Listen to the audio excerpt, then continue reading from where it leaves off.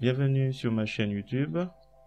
Aujourd'hui, je vais vous présenter le filtre de Gmic Solve Maze. Donc, l'objectif de ce filtre, c'est de permettre en fait de créer un chemin pour sortir d'un labyrinthe. Donc là, on a un labyrinthe et l'idée c'est que on met un point ici et Gmic détermine pour nous le chemin le plus simple pour aller du point A au point B. Donc voilà. J'espère que cette idée vous intéressera. Si c'est le cas, je vous remercie de mettre un pouce vers le haut et de me laisser un commentaire. N'hésitez pas également à vous abonner à ma chaîne pour voir d'autres contenus de ce genre. Et sur ce, je vous souhaite un bon vidéo. Alors, c'est parti. Une fois qu'on a ouvert l'éditeur d'image GIMP, on va sur Pixabay. Je vais récupérer avec un clic droit de la souris, copier l'image, cette illustration du coronavirus. Ensuite, je vais revenir sur l'éditeur d'image GIMP. Je vais dans le menu édition, coller comme nouvelle image. Et là, je vais dans un premier temps faire avec une sélection elliptique unifier la couleur. Donc là, je vais prendre la pipette, je vais prendre le rouge, je vais faire glisser et déposer dans le cercle elliptique. Alors, la partie noire qui est à l'origine un damier, et comme j'ai fait un copier image, si vous faites enregistrer, vous aurez la transparence directe. Là, c'était juste pour aller un peu plus vite. Alors ensuite, je vais inverser la sélection. Je remets les couleurs par défaut et je mets la couleur noire. Alors, je vais augmenter la sélection au cas où pas grand chose, 2 pixels. Voilà, pour éviter s'il y a des ratés. Ensuite, je vais dans image taille canevas, je remets la chaîne 150%. Voilà, je centre et je redimensionne. Donc ensuite, je vais créer une bordure tout autour. Donc là, je vais utiliser la sélection rectangulaire ici. Et je vais essayer de tracer une bordure noire tout autour. Alors, on va créer un nouveau calque. On va mettre couleur premier plan puisque c'est le noir. On va le faire glisser déposer. Donc là on voit rien, mais par contre si je appuie sur la touche sup ou si je vais ici, je retrouve mon premier calque. Limite on pourrait mettre coronavirus et le fond. D'accord, une fois qu'on a fait ça, il est possible de sélectionner donc le fond donc là et de faire un glisser déposer de la couleur blanche. Ce sera plus simple. On va inverser la couleur après. Donc là on va faire une fusion vers le bas et après on va dans filtre, Gmic Qt. Donc je vous mets le lien dans la description pour pouvoir télécharger le greffon gratuit de. Alors ensuite on tape Maze. Solve, ce sera le point final, mais avant tout il faut qu'on construise le labyrinthe. Donc là je laisse ces paramètres ce que j'ai testé. Donc on peut modifier. Il faudra mettre masking render dark area puisque tout à l'heure c'est tout ce qui est noir devient un labyrinthe. On préserve les dimensions et les murs sont de type sombre.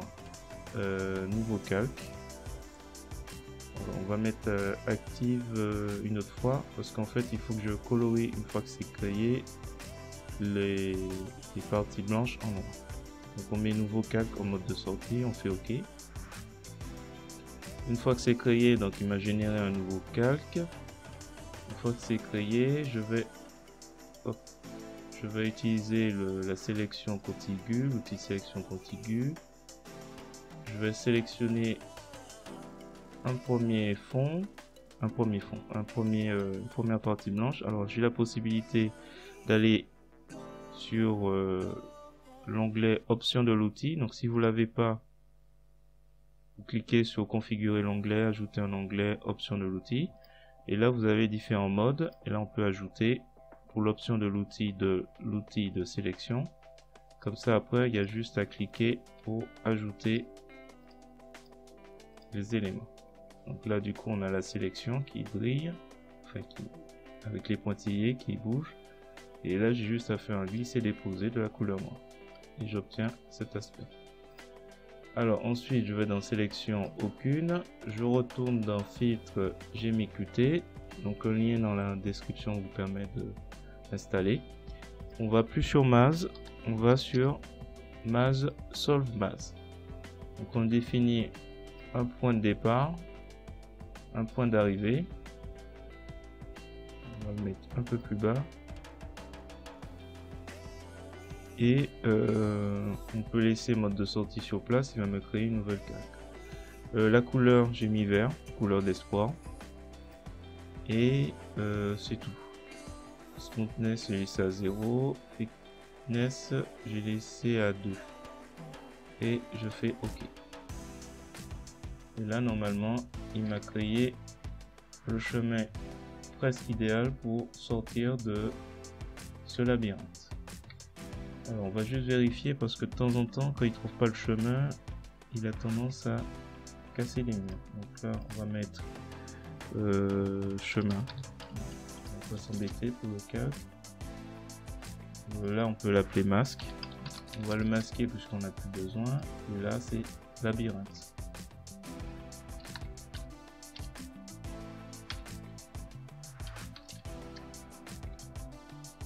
Hop. Donc là, le chemin, je vais le mettre un peu transparent pour voir un peu. Donc là, par exemple, il part d'ici, il va là, il va là, et là, apparemment, voilà, il y a un petit problème avec le mur. Donc à la limite, ce que je vais faire, je vais tricher. Je vais faire un chemin. Donc là, après, il va là. On regarde vite fait. Jusqu'à présent, c'est bon. Bon. Et là, non, c'est plus bon. Allez, on retriche encore.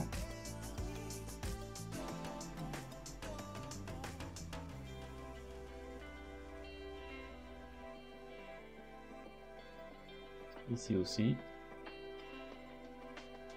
Et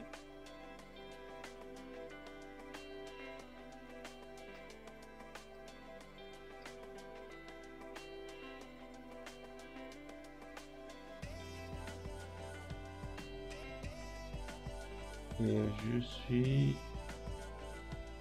ok. C'est presque bon. J'aurais dû faire une partie blanche. À la limite, ce qu'on pourrait faire, c'est retirer toute cette partie. Ou attends, on va juste retirer cette partie pour que ce soit un peu plus cohérent avec la fin. Hop. Voilà. On a notre labyrinthe avec le chemin pour sortir. Si vous avez trouvé la présentation de Solve Maze intéressant, je vous remercie de mettre un pouce vers le haut et de me laisser un commentaire. N'hésitez pas également à vous abonner à ma chaîne pour voir ce que je peux faire encore comme projet. Et sur ce, je vous dis à bientôt.